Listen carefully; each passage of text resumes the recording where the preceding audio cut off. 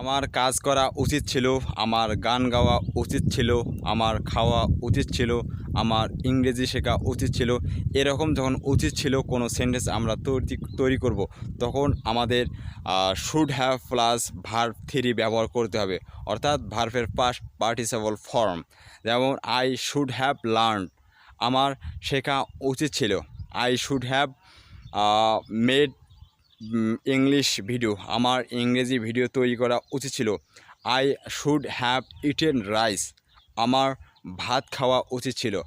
I should have গান, আমার যাওয়া উচিত ছিল। আই শুড হ্যাভ প্লেড, আমার খেলা উচিত ছিল। আই শুড হ্যাভ সুইমড, আমার সাঁতার কাটা উচিত ছিল। I should have cut hair, আমার চুল কাটা উচিত ছিল।